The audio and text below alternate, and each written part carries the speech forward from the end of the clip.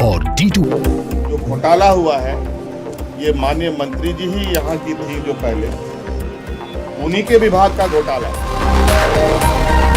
तो सवाल उठता है कि उनका वेरिफिकेशन हो कैसे जाता है? बिना मिली भगत के इतने बड़े फर्जीवाड़ा का होना आसान नहीं है।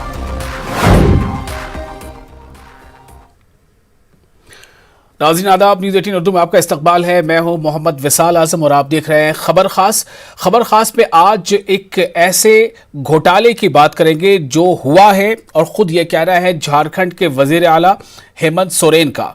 जी हाँ, जिस तरह से जो अक़लियती तलबा हैं जिनमें मुसलमान हैं, सिख हैं, ईसाई हैं और कई दूसरे मज़हब की जो तलबा इसमें शामिल होते हैं, ख़ास तौर से इनमें जो ऐसी आबादी जो थोड़ी गुर्बत में जी रही होती है, ऐसे तलबा के लिए मरकज़ की तरफ से इन्हें फ़ंड मुहैया कराया जाता है ताकि इन्हें स्कॉलरशिप मिल सके।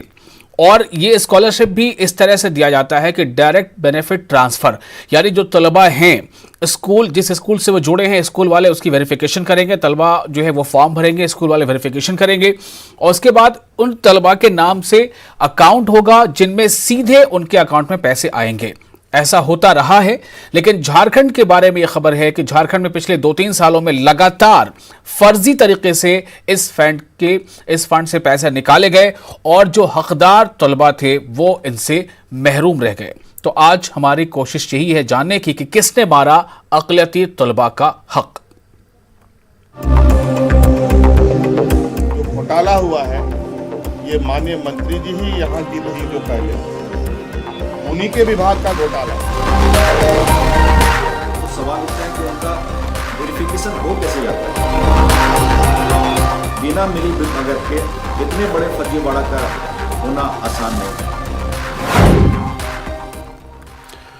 तो सबसे पहले आपको हम सुनाते हैं कि किस तरह से इस पूरे मामले पर खुद जो सीएम है वहां के हेमंत सोरेन, उन्होंने क्या कहा है कि ये घोटाला किस तरह से हुआ और किसके दौर में हुआ, ये उनका मुकम्मल बयान आपको हम सुना रहे हैं। उसके बाद इसके हवाले से जो समाजी कारकुन हैं या जो दानिशमंद तबका है, उन्होंने जो रिएक्शन दिया वो भी आपको हम सुनाएंगे। आज दिल्ली के अखबारों में बड़े बड़े द संडे एक्सप्रेस में छपा है। दिल्ली में अच्छे कामों के लिए छप रहा होता तो थोड़ा मन भी लगता है कि हाँ, राज्य सरकार ने कुछ काम किया। किस तरीके से डीबीटी ट्रांसफर में बच्चों का स्कॉलरशिप मारा गया है बड़े पैमाने पर। सब आदिवासी, अल्पसंख्यक, दलित, पिछड़ों का अधिकार किस तरीके से इन लोगों ने लूटा है, इसके लिए हमारे मुख्य सचिव जी को भी इसका संज्ञान आया है और इस पर जांच होगी। और जो भी ये जो घोटाला हुआ है ये माननीय मंत्री जी ही यहाँ की थी जो पहले, उन्हीं के विभाग का घोटाला है। क्या ऐसे लोगों को ये लोग जिताएंगे जो आदिवासियों का, दलितों का, अल्पसंख्यक का हक अधिकार मारता हो?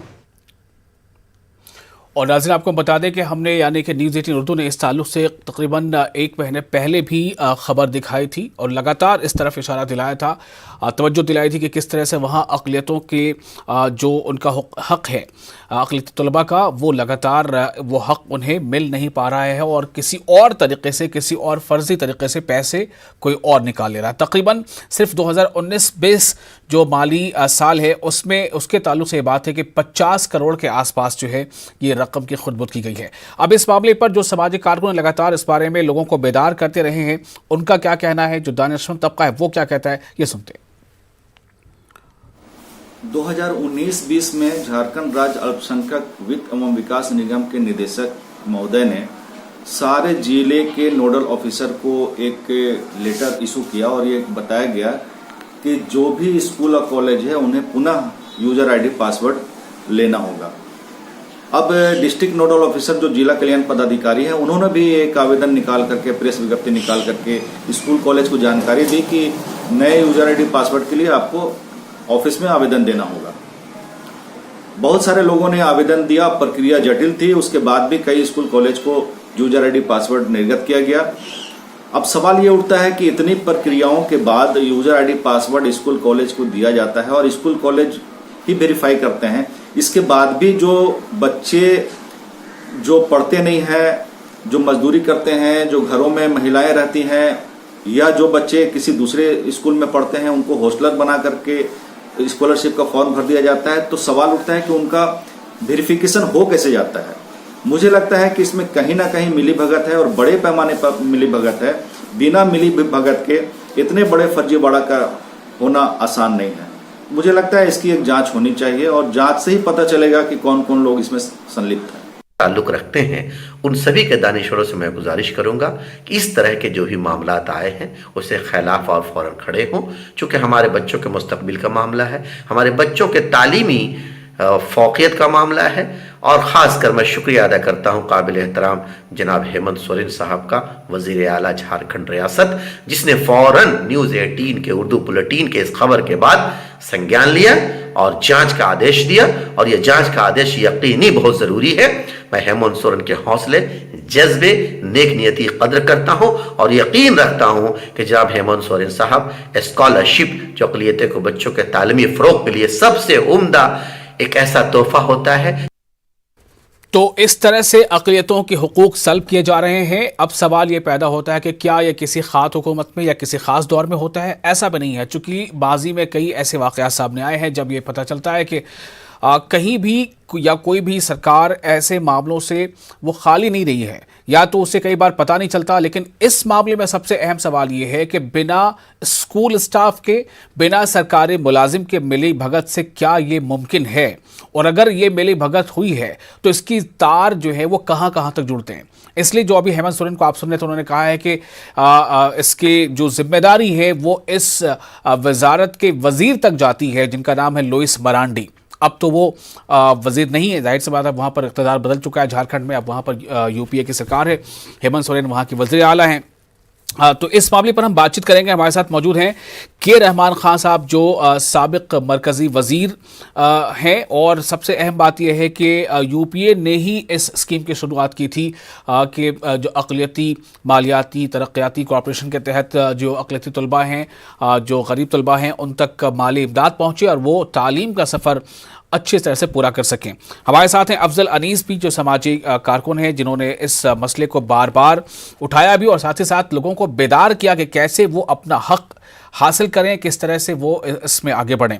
हमारे साथ जुड़ेंगे कुछ देर में शमशेर आलम, जो तर्जुमान है कांग्रेस झारखंड के, और कमाल खान भी जुड़ेंगे, बीजेपी के लीडर हैं और ये साबिक चेयरमैन है झारखंड स्टेट माइनॉरिटी कमीशन के। तो शुरुआत करते हैं अफजल अनीस साहब से। रहमान साहब भी हमारे साथ जुड़े हुए हैं।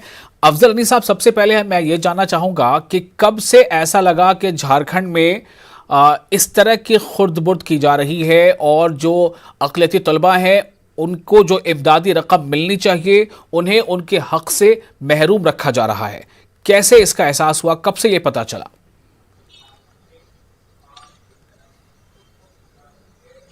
सभी को मेरा सलाम। मैं समझता हूं कि ये 2008 से हम लोग इसका अवेयरनेस का प्रोग्राम पूरे झारखंड में चला रहे हैं और बच्चों को, जो गरीब बच्चे हैं, उनको काफी इससे फायदा पहुंचा है। बहुत सारे गरीब बच्चे हैं जिनके फादर मोटरसाइकिल मिस्त्री हैं, जिसके फादर कुछ छोटे मोटे बिजनेस करते हैं, उनके बच्चे आज इंजीनियरिंग किए हैं इसी स्कॉलरशिप के पैसे से। मेरे बेटे भी आज वकालत की है, इसी स्कॉलरशिप के पैसे से मैंने अपने बच्चे का वकालत करवाया है। लेकिन अफसोस की बात यह है कि पिछले कुछ सालों से हम लोग ये देख रहे हैं कि इसमें बड़े पैमाने पे फर्जीवाड़ा हो रहा है। और इसकी जानकारी मुझे तब मिली जब मुझे बोकारो जिला के कुछ स्कूल और कॉलेज ने, केबी कॉलेज है, रामविलास हाई स्कूल 10+2 का है और बीडीए कॉलेज है, इन लोगों ने ये कहा कि भाई हमने अपने बच्चों का वेरिफिकेशन किया नहीं है और हमारे बच्चे का वेरिफिकेशन हो गया है ऑटोमेटिक। जब मैंने जाकर देखा तो देखा कि सारे बच्चों का वेरिफिकेशन हो गया था। तो ये फिर जब मैंने उसको री करके देखना चाहा तो उसमें कई बच्चे ऐसे थे जो स्कूल के बच्चे नहीं थे, कॉलेज के बच्चे नहीं थे, जो दूसरे जिले से थे, दूसरे स्टेट से थे। तो इसकी शिकायत हमने एक लेटर बनाकर स्कूल के, कॉलेज के प्रिंसिपल के द्वारा बनवाकर हमने झारखंड राज्य अल्पसंख्यक विकास निगम के डायरेक्टर के पास में जमा कराया था, उनके रिसीविंग लिया था। चूंकि ये लोग डर गए थे कि मेरे ऊपर में कार्रवाई होगी।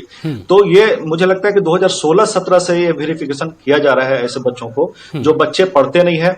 एक और अभी मामला है 2018-19 में बोकारो जिले का ही नावाडी प्रखंड है, वहां पे लहिया एक गांव है, मदरसा दाऊदुल कुरान के बच्चों को हमने जब वहां पे फॉर्म भरा था और उनके बच्चों का जब वेरिफिकेशन करने की बात आई तो उनके अकाउंट में ऐसे बच्चे थे जो उस गांव के बच्चे नहीं थे, और गांव के छोड़ दीजिए झारखंड के भी बच्चे नहीं थे, वो दूसरे राज्य के बच्चे थे, बिहार के बच्चे थे, बंगाल के बच्चे थे, असम के बच्चे थे।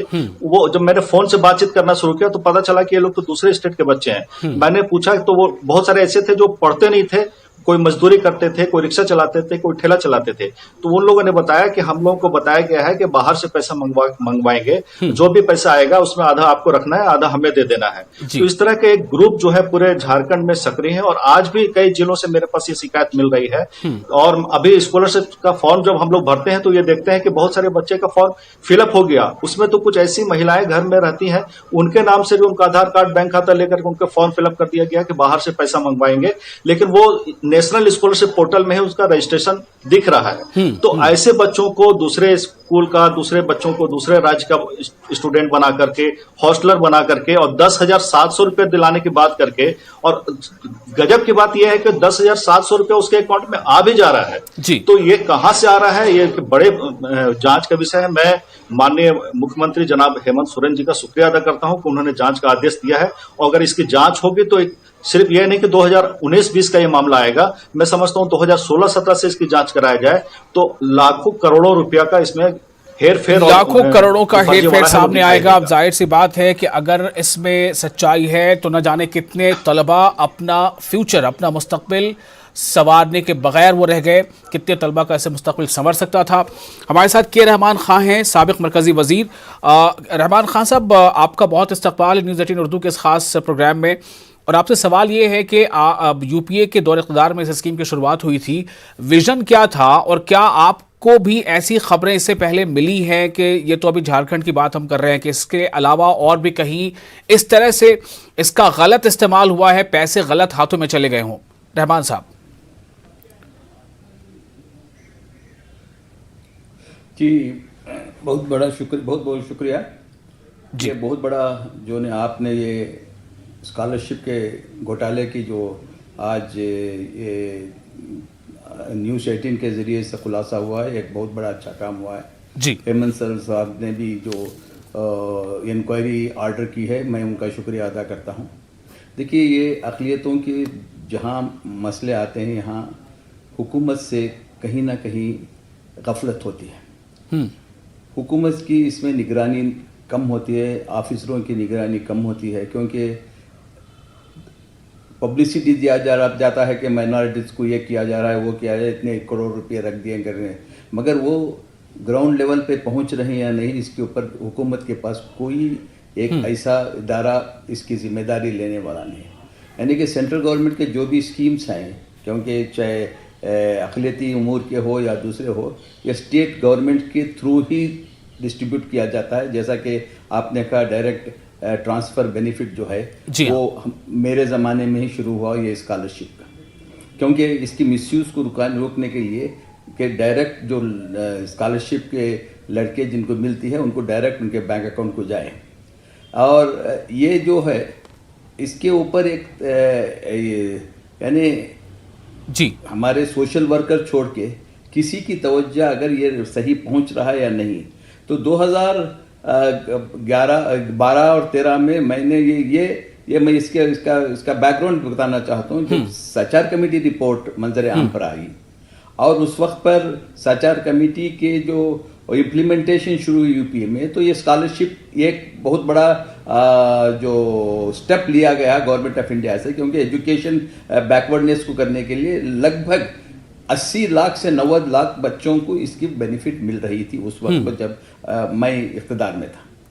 तो ये बेनिफिट उस वक्त पर भी मैंने उस वक्त कोशिश की कि ये क्या पहुंच रहा है, इसलिए मैंने एक जांच कमेटी यानी fact finding committee professor Kundu जो इसके जवाहरलाल यूनिवर्सिटी के प्रोफेसर उनमें अपॉइंट किया था कि देखें कि ये सिर्फ स्कॉलरशिप तक नहीं, साचार कमेटी के जितने भी रिकमेंडेशन है जो गवर्नमेंट ऑफ इंडिया इंप्लीमेंट कर रही है लोगों तक पहुंच रही है या नहीं, इसकी जांच के लिए बताया। तो उनका रिपोर्ट मंजर आम पर है, आज भी रिपोर्ट अवेलेबल है। तो उनका कहना है कि ये 40 से 50% तक ही लोगों तक पहुंच रहा है उस वक्त। लेकिन यहाँ तो के रहमान खान साहब, झारखंड की कहानी तो बिल्कुल ही अलग नजर आ रही है। हमारे साथ शमशेर आलम भी जुड़ चुके हैं जो झारखंड प्रदेश कांग्रेस के तर्जुमान हैं। शमशेर आलम साहब, अभी हमारे साथ के रहमान खान हैं जुड़े हुए, जिनको आप सुन रहे थे, साबिक मरकजी वजीर।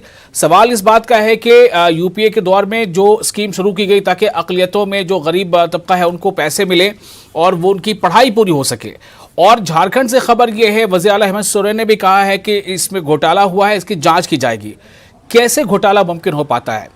क्यों अपोजिशन जो है वो जब आप उन दिनों अपोजिशन में थे, क्यों नहीं आपने उस वक्त आवाज उठाई? अब आप सरकार में आए हैं, ठीक है, आप इसकी जांच करवा लेंगे, लेकिन कहीं ऐसा ना हो कि ये दुमका बाई इलेक्शन के नजर होकर रह जाए, फिर ये मामला ठंडे बस्ते में चला जाए। शमशेर आलम साहब। नहीं, ऐसा है कि हम लोगों ने जब रघुबर सरकार की हुकूमत थी, उसी वक्त हम लोग बार बार बोलते थे कि मुस्लिम छात्र छात्राओं को स्कॉलरशिप देने की बात हो। और आपको के रहमान साहब को मैं सुन रहा था, पूर्व मंत्री जी को, इन्हीं के समय में जिस तरह से यूपीए गवर्नमेंट था और हम लोगों ने हमारे यहाँ अल्पसंख्यक वित्त निगम नहीं था, उसके बावजूद हमने टीसीडीसी के माध्यम से हम लोगों ने स्कॉलरशिप देने का काम किया। आज नकवी साहब दिल्ली में बैठ करके और लगातार झूठ बोल रहे हैं कि हमने इस स्टेट को इतना पैसा दिया, इतना पैसा दिया। ताज्जुब तो इस बात की है कि अगर जांच होगी तो जो मजदूरी कर रहा है, जो होटलों में नौकर है, जो जिसको पढ़ाई लिखाई से कोई मतलब नहीं है, उसके आधार कार्ड पर अगर स्कॉलरशिप दिया गया है तो निश्चित तौर पर ये कहीं न कहीं से रघुबर सरकार के मंशा को ये दर्शाता था, भारतीय जनता पार्टी के मंशा को दर्शाता था कि अगर ये उक्त राशि अगर पढ़े लिखे लड़कों के पास चला जाता तो कुछ फायदा होते, लाभ होते। लेकिन इन लोगों ने तो साजिश के तहत, मैं इसको जांच की बात तो अलग है, माननीय मुख्यमंत्री जी ने जांच की जो बात की है वो तो अलग है, लेकिन पिछले 4 वर्षों में जो स्कॉलरशिप को लेकर के जो घपले और घोटाले और पक्षपात हुआ है, इससे साफ हो रहा है कि मुस्लिम अल्पसंख्यक बच्चों के साथ एक साजिश के तहत ये ऐसा कार्य किया गया ताकि झारखंड के मुस्लिम नौजवान बच्चों को स्कॉलरशिप का लाभ नहीं मिले। ठीक है, लेकिन इसमें जाहिर सी बात है जी कि इसमें सिर्फ मुस्लिम ही नहीं है, दूसरे भी हैं जो सिख हैं या ईसाई हैं, चूंकि अक़लियती कैटेगरी में और भी बच्चे आते हैं। लेकिन सवाल इस बात को लेकर है कि कुछ भी हो रहा था, शमशेर साहब, सवाल इस बात को लेकर उठता है कि उस दौरान विपक्ष आप थे, अपोजिशन पार्टी में थे आप, तो आप क्या कर रहे थे उन दिनों? अपोजिशन पार्टियां क्या कर रही थी? मैं तो बिहार के चुनाव में हूँ, लेकिन मैं इतना जरूर, अभी मैं अगर रांची में रहता तो मैं आपको दिखाता कि मैंने माननीय मुख्यमंत्री जी और बीजेपी के सरकार को मैंने संज्ञान में लाने का काम किया था। हम लोगों ने धरना प्रदर्शन करने का काम किया था, स्कॉलरशिप को लेकर के हमने ज्ञापन दिया, धरना प्रदर्शन किया। जो लोकतंत्र में हमारी जो हैसियत है, जो हमको अधिकार, संवैधानिक अधिकार मिले हैं, उसको लेकर के तो हम हमेशा, लेकिन सवाल है कि जगह को जगाया जाता है। ये गूंगी बहरी सरकार, तासुब रखने वाली सरकार, अल्पसंख्यकों का विरोधी सरकार, जिस तरह से हमारे झारखंड में ईसाइयों के साथ इन्होंने क्या किया। जी शमशेर साहब, मैं आपकी इजाजत से कमाल खान साहब से एक सवाल करना चाहूंगा। कमाल खान हमारे साथ जुड़ गए हैं, जो उन दिनों उस दौरान चेयरमैन थे झारखंड स्टेट माइनॉरिटी कमीशन के और बीजेपी के लीडर है, जाहिर सी बात है। कमाल खान साहब, आपका बहुत इस्तकबाल है। हेमंत सोरेन ने कहा है कि जो अक़लियती तलबा को स्कॉलरशिप की रकम मिलनी चाहिए थी उसमें घोटाला हुआ है, ऐसी खबरें पहले भी आती रही हैं। पहले तो ये कि क्या आप मानते हैं कि ये घोटाला हुआ है, यानी कि तलबा को पैसे मिले नहीं, किसी और के अकाउंट में पैसा चला गया? और अगर आप ये मानते हैं तो कैसे ये मुमकिन हुआ जब आप खुद वहाँ माइनॉरिटी कमीशन के चेयरमैन थे, और ये कैसे मुमकिन हो पाया झारखंड में कि अक़लियती तलबा को पैसे नहीं मिले, पैसे कहीं और चले गए, इतना बड़ा घोटाला हो गया?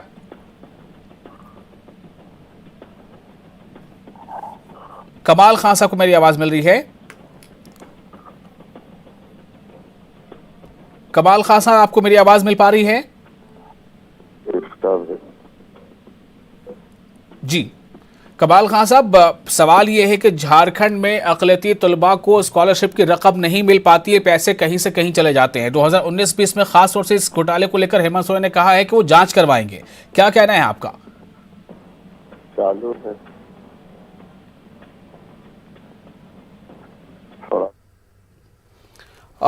अब लगता है उन तक आवाज ठीक से पहुंच नहीं पा रही है। मैं एक बार फिर से अफजल अनीस साहब आपके पास आता हूं।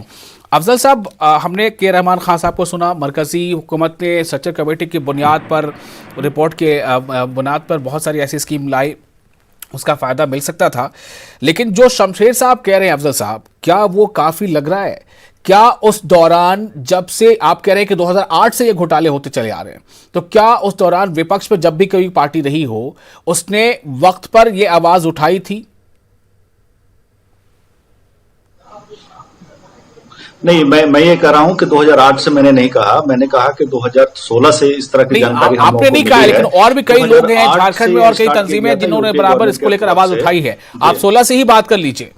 क्या 16 से जब से ये चीजें मंजर आम पर आई हैं, क्या अपोजिशन ने इसको लेकर आवाज बुलंद की? लेकिन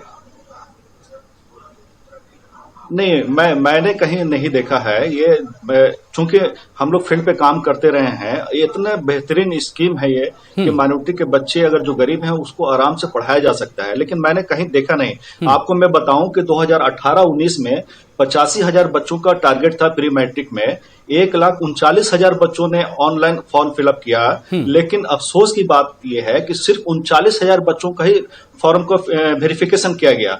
किसी ने इस मुद्दे पर आवाज नहीं उठाया। हम लोग लगातार इसके लिए JSMFDC जो है, झारखंड माइनॉरिटी फाइनेंस कॉर्पोरेशन के डायरेक्टर से भी हमने लिखित ये शिकायत किया।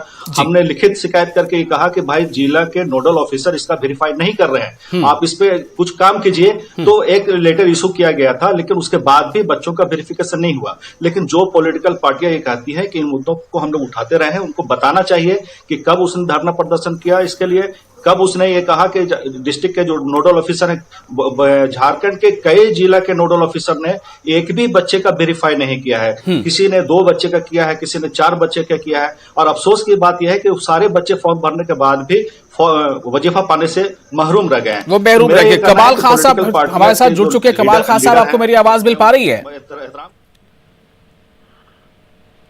कमाल खान साहब, कमाल खान को मेरी आवाज मिल नहीं पा रही है। फिर से हम एक बार, शमशेर साहब देखिए, आपने जो कहा हमने ये सुना भी दिया। ये ऐसे लोग हैं जो दिन रात समाज के लिए और समाज की बेहतरी के लिए काम करते हैं। मुझे लगता है कि शायद इसमें कुछ चूक रही होगी, इसे मानिए। लेकिन अब सवाल ये पैदा होता है कि जब आप इक़्तिदार में अब हैं, वज़ीर आला ने बाकायदा कह दिया है कि इसकी जांच शुरू हो चुकी है। मेरा सवाल सिर्फ ये है कि क्या ये लोइस मरांडी, चूंकि दुमका का बाई इलेक्शन लड़ रही हैं, सिर्फ बाई इलेक्शन तक इसे टारगेट करने की ये कोशिश है, या इसको आप मंजिल मकसूद तक पहुंचाएंगे, जो कसूरवार है उनको सजा होगी? विशाल साहब, सबसे पहली बात कि दुमका के चुनाव को लेकर के इस घोषणा को नहीं देखा जाए। आप ये समझ लीजिए कि हम लोगों ने जो संकल्प पत्र तैयार किया था, जो चुनावी एजेंडा तैयार किया था, उसमें स्पष्ट है हम लोगों का लिखा हुआ कि मुस्लिम अल्पसंख्यक छात्र छात्राओं को हम स्कॉलरशिप मुहैया कराएंगे। तो सवाल ही नहीं उठता है कि सवाल है कि केंद्र सरकार, नकवी साहब जो दिन रात बैठ के दिल्ली में ये तकरीर और भाषण देते हैं कि यहाँ बात हो रही है झारखंड के नोडल ऑफिसर्स की, झारखंड के अलग अलग जिलों के नोडल ऑफिसर्स को भी किसी अपोजिशन पार्टी का कोई डर नहीं रहा था, उन्होंने वेरिफिकेशन ही नहीं किया। मैं वहीं पर आ रहा हूँ, आप सुनिए विशाल साहब। मैं ये कह रहा था कि पिछली सरकार ने जो गलती की, पिछली सरकार की जो मंसूबा थी, पिछली सरकार ने क्या साजिश की, इसको आप हटा दें। लेकिन हमारी हुकूमत बनी है, हेमंत सरकार की हुकूमत है, और हमने जो एजेंडा तैयार किया, जो हमने मैनिफेस्टो तैयार किया, चुनाव मैनिफेस्टो, उसमें जो हमारा जनता के साथ, मतदाता माली के साथ जो कमिटमेंट है, उस कमिटमेंट को हम लोग अक्षरशः पालन कराने का काम करेंगे। ये मैं आपको विश्वास दिलाना चाहता हूँ। और इसमें किंतु इफ बट कुछ नहीं है। विपक्ष में रूप में रखे हमारे भाई साहब बोल रहे थे कब धरना दिया, कब प्रदर्शन किया, तो तंजीम के माध्यम से भी हमने धरना प्रदर्शन कराया। गवर्नर द्रौपदी मुर्मू जी से हम लोगों ने मुलाकात करके झारखंड तंजीम और वो सब माजी की बातें हो चुकी हैं। चलिए थोड़ी देर के लिए मान लेते हैं जो आप कह रहे हैं सब सही है, लेकिन यहां से आगे क्या होता है? क्या कांग्रेस का जेएमएम पर, मौजूदा हुकूमत पर दबाव है? क्या कांग्रेस अपनी इस बात को पूरा कर पाएगी कि जो इसकी मुकम्मल जांच वक्त रहते पूरी हो और मुकम्मल जांच पूरी हो, उसके साथ साथ ये जो खाती अगर होते हैं उनको सजा भी मिले? ये बहुत अहम सवाल है। अब आप माजी को छोड़ दीजिए, मान लिया कि आप जो कह रहे हैं सब सही है, विशाल साहब आगे क्या होता है? रहमान खान साहब से थोड़ा मैं आखिरी कुछ पॉइंट्स लूंगा। रहमान खान साहब, जो बातें हम सुन पा रहे हैं, शमशेर आलम साहब झारखंड प्रदेश कांग्रेस के तर्जुमान, उनका कहना है कि हम अपने वादे को पूरा कराएंगे हर हाल में, कांग्रेस हुकूमत में शामिल है। अफजल अनीस कहते हैं कि नोडल ऑफिसर ने फॉर्म ही वेरीफाई नहीं किया।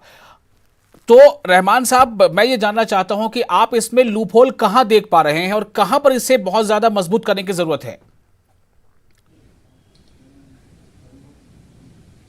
देखिए, ये जो है, इसलिए ये लूप होल इसलिए कि वेरिफिकेशन वगैरह होता है, इसमें लूप होल ज़रूर होता है। बोगस अकाउंट्स भी ओपन किए जा सकते हैं, जैसा कि अभी उन्होंने कह रहा था, हमारे पहले जो वक्ता थे वो कह रहे थे कि जो लड़के को स्कॉलरशिप दी जा रही है वो झारखंड के नहीं हैं, बिहार के हैं और वेस्ट बंगाल के हैं, उनको लाके फर्जी नामों पर फर्जी अकाउंट और फर्जी आधार कार्ड निकाल के ये करते रहते हैं। ये एक साजिश, ये सिर्फ स्कॉलरशिप तक हद नहीं है, दूसरे जो भी अक़लियती उमूर के जो हमारे स्कीम्स हैं, इसमें भी यही हो रहा है जी। अब सवाल हमारे पास, जैसा कि आपने कहा कि इसको हमने ये कोशिश की थी और हमारा डिसीजन भी हो गया था यूपीए में कि ये वेरिफिकेशन छोड़ के जो भी बच्चा दाखिला लेता है स्कूल में, ऑटोमेटिकली उसको यानी कि 100% स्कॉलरशिप हर बच्चे को मिलता बिल्कुल है। बहुत जरूरी है कि वेरिफिकेशन वक्त पर हो, सरकारें मोहतात रहें, समाजी जो कारकुन है वो अलर्ट रहें, और सबसे बड़ी बात यह है कि जो लोग अक़लियतों के हिमायत का दम भरते हैं उन पर बहुत ज्यादा जिम्मेदारी आयद होती है कि जब कोई एक स्कीम है तो उसका फायदा लोगों तक क्यों ना पहुंचे। बहुत शुक्रिया आप तमाम लोगों का इस खास प्रोग्राम में हमारा साथ देने के लिए। मुझे दीजिए इजाजत, आदाब।